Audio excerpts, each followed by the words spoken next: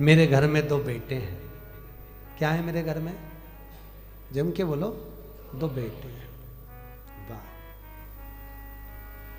और तेरे यहां तो क्या भगवान की कृपा है, मेरे घर में ये 2 मेरी बेटी है किए देखिए। दूसरा बोला भैया भगवान ने बहुत कृपा करी, मेरे को तो इतनी कृपा करी कि मेरे घर में भगवान ने 2 बेटे दे दिए, चिंता मुक्त हुआ। दूसरा जो खड़ा था उसकी आंख में आंसू भर गए, मेरे घर में 2 बेटियां हैं। फिर बोला अच्छा हुआ भगवान ने मुझे बेटे दिए। कहाँ? बेटियों पढ़ने जाए, कॉलेज जाए, उनको लेने जाओ, छोड़ने जाओ, उनका ध्यान रखो, इसलिए अच्छा है घर में बेटे हो गए। भगवान ने अच्छा मेरे घर में बेटी नहीं दी। इतने में पास में बेटी खड़ी थी, बेटी ने अंकल का कुर्ता खींचा। अंकल, ओ अंकल। हाँ बेटा बोल।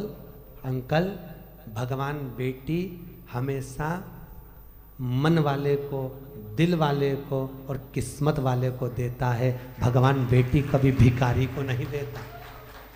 वो छोटी सी लड़की ने, छोटी सी बेटी ने अंकल का कुर्ता खींच कर दी, कहा कि भगवान बेटी हमेशा दिल वाले को, किस्मत वाले को, भाग्य वाले को देता है, भिखारी को नहीं देता। जिसका मन ही नहीं है दान देने का, जो बहन तक को तो कभी 1 रुपया निकाल के नहीं दे, कभी ननन तक को अठन्नी नहीं दे, भगवान ऐसे के घर में क्या छोरी देगा? क्या देगा? भगवान बेटी उसको देता है जिसका मन बड़ा। बेटी आ रही है, देव भाग्य से।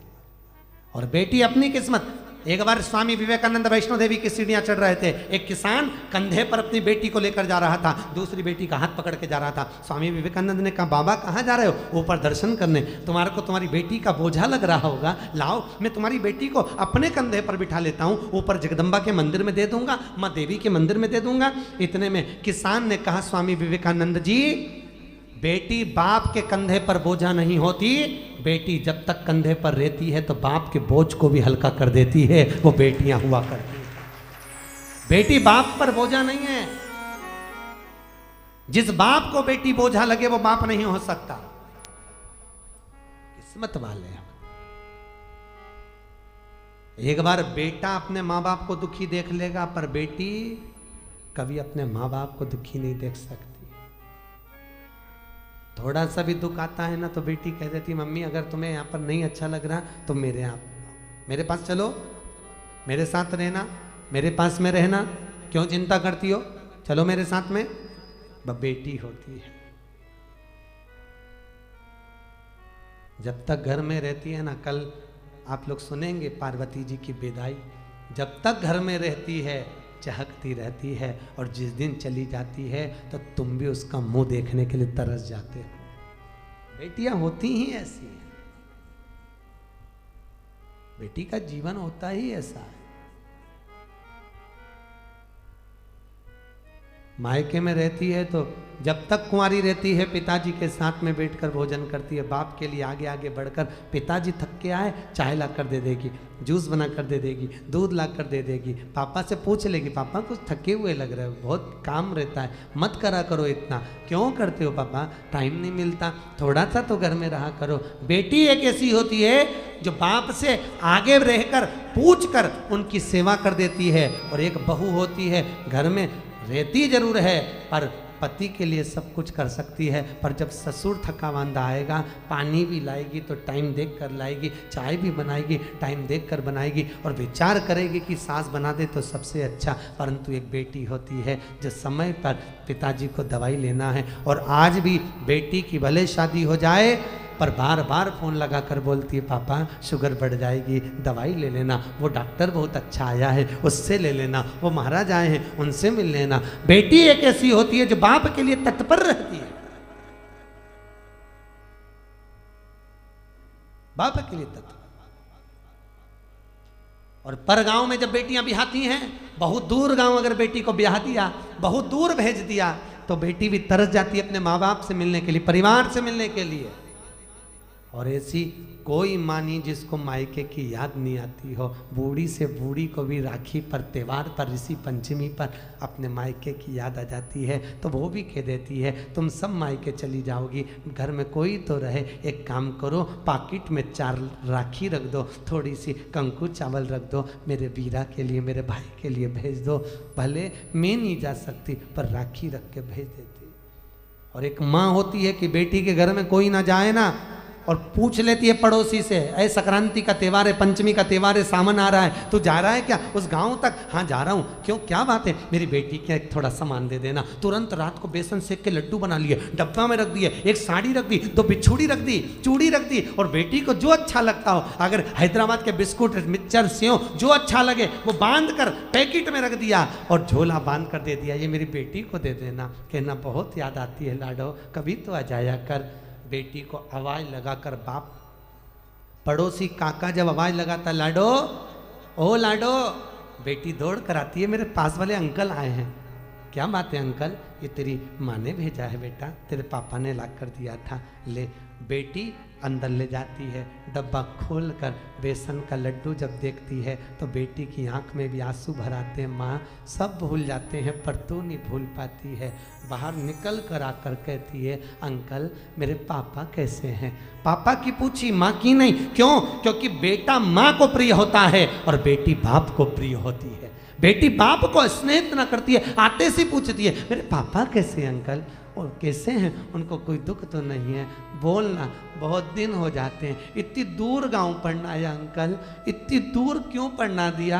मेरे बाबुल को देखने के लिए तरस जाती हूँ, कभी मिल ही नहीं पाते। भैया भी नहीं आता, 30 त्यौहार पर शहर में आता, काम करके निकल जाता, मेरे पास नहीं आता। क्यों? मैं उससे कुछ मांगती नहीं, मुझे कुछ नहीं चाहिए, 500 का नोट भी नहीं चाहिए, 1 रुपया नहीं चाहिए, साड़ी भी नहीं चाहिए, मैं आ नहीं सकती। घर आती हूँ तो मेरी भाभी को ऐसा लगता है कि ननंद आ गई, खूब लेकर चली जाएगी। मैं कौन समझाए भाभी, मुझे किसी चीज़ की कमी नहीं है। मेरे माँ बाप जब तक जिंदा हैं मेरा आने का मन करता है, मुझे बुलाते क्यों नहीं हो?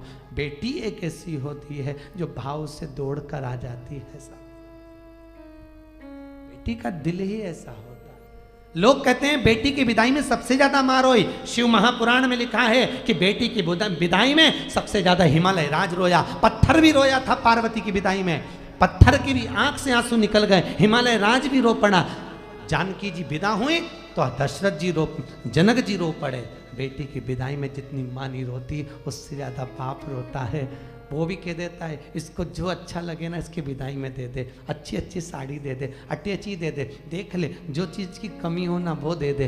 पर आगे आकर कभी भी बाप रोता हुआ नहीं दिखता। दरवाजे के पीछे बेटी जब विदा होती है पीछे खड़ा हो जाता है, जा रही है, मैं कैसे विदा करूँगा इसको आगे से आगे कॉलेज ले जाना, स्कूल ले जाना, दुकान बंद कर करके चले जाता, ट्यूशन छोड़ कर आता। आज वही बेटी चली जाए, कहाँ देखने को मिलती।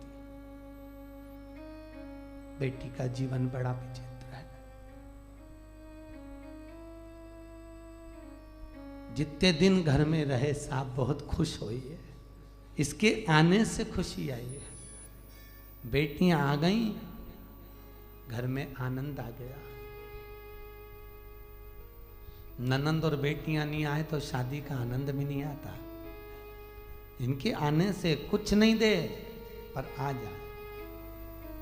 क्या मांग रही हैं तुमसे? नहीं तो एक जायदाद के हिस्सेदार ये भी है, जिस दिन खड़ी हो गई ना अदालत में पसीने छुड़वा देगी, पूरे फ्लैट का हिस्सा लेकर जाएगी। कम नहीं, बेटियां होती ही ऐसी। क्या मांगा तक्ष प्रजापति? हे जगदम्बा, हे जगतजननी, हे अम्बा, हे भवानी, मेरे घर में बेटी हो जाए। जगदम्बा खुद बोली, दुर्गा खुद बोली तुम्हारे घर में पहले से तो इतनी बेटियां, इतनी बेटी का करोगे क्या? जगदम्बा ने जब बोला, दक्ष प्रजापति कहते हैं जितने बेटों से सुख नहीं है साहब, बेटी का मुख देखकर सुख मिल जाता है, इसलिए मुझे बेटियां चाहिए। मेरे घर में ए जगजननी तुम प्रकट हो जाओ, ये मेरे घर में तुम आ जाओ। दक्ष प्रजापति ने जब कहा माँ तुम मेरे घर में आ जाओ, तुम मेरी बेटी बन जाओ, मेरी बेटी अगर घर में होगी तो मुझे सुख मिलेगा, मुझे आनंद मिलेगा। बेटी को कितना भी दुख होता है ना तो भी बाबुल से कहती नहीं है पापा मेरे को दुख है। हमेशा जब भी आएगी प्रसन्न दिखेगी, घर में कितना भी दुख रहे तो भी आनंद में। बेटा कैसी है? पापा अच्छी हूँ। बाबुल अच्छी हूँ मैं। कोई तकलीफ? नहीं बाबा ठीक हूँ मैं। अकेले में रो लेगी पर कह नहीं पाएगी।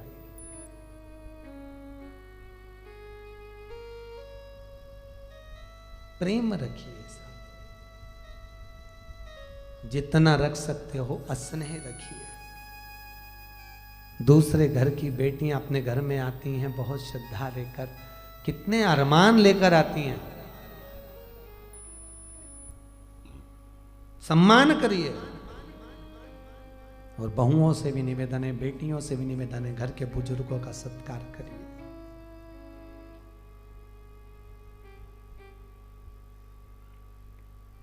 धन से नमन मत करो।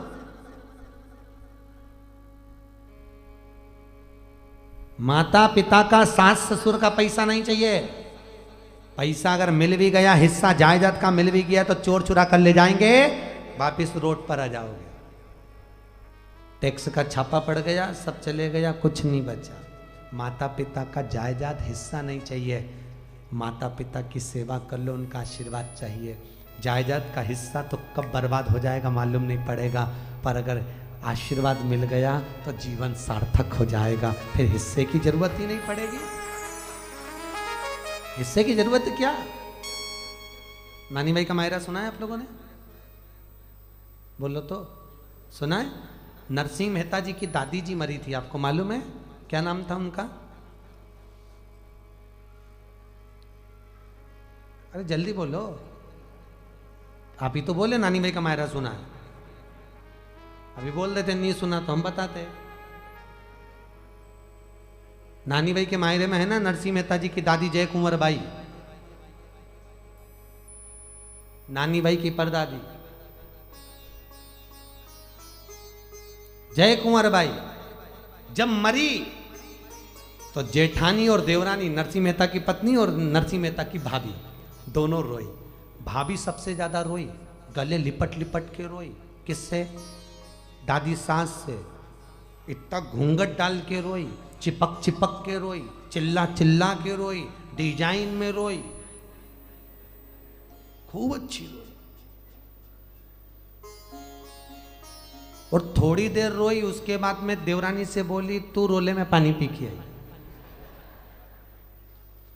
अब तू रोले तो पानी पी के आती। देवरानी जब रोने बैठी तब देवरानी को लगा, नरसिंह मेहता की पत्नी को लगा कि जेठानी जो इतना ताना देती थी, इतनी गाली देती थी, वो इतना क्यों रो रही है। जब देवरानी रोने बैठी तब मालूम पड़ा कि इतनी चिपक के क्यों रो रही थी। सास के कान में सोने की मुर्गी थी, इसको दांत से कतर रही थी। उस सोने की मुर्गी को निकाल रही। मायरे में, नानी भाई के मायरे में सुना होगा आपने, सोने की मुर्गी निकाल ले गई, मटका में डाल दिया और देवरानी रो रही। जेठानी के पास में पूरा घर, जमीन, जायदाद, संपदा सब कुछ था, पर नरसिंह मेहता के पास कुछ नहीं था। कथा में सुना होगा, कुछ भी नहीं। उसके बाद भी 4 मंजिला मकान मिल गया, खूब राशि ठाठ हो गया। तो जेठानी ने गालियां दी किसको? जो बूढ़ी अम्मा मर गई जय कुंवर बाई, उसको, कि चुपचाप से दे गई होगी। चुपचाप से कुछ नहीं दिया, बस दादी ने अगर दिया तो आशीर्वाद दिया। वो आशीर्वाद इतना फल गया कि जीवन सार्थक बना दिया। वो आशीर्वाद इतना फला। धन नहीं चाहिए, संपदा नहीं चाहिए, दौलत नहीं चाहिए।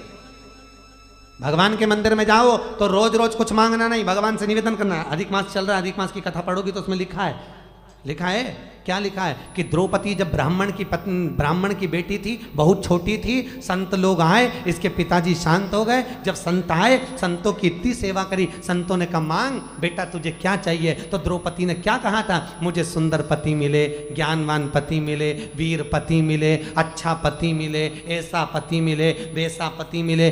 द्रौपदी ने बस पति मिले, पति मिले, पति मिले 5 बार कह दिया था। तो संतों ने कहा जितनी बार तू बोली उतना ही मिले। ये अधिक मास की कथा में पढ़ा कि नहीं पढ़ा? अधिक मास की कथा में लिखा है, पोथी में आप किताब पढ़ेंगे अधिक मास की तो पोथी में लिखा है, जितना बोल रही है उतना पति मिलेगा, उतना प्राप्त हो।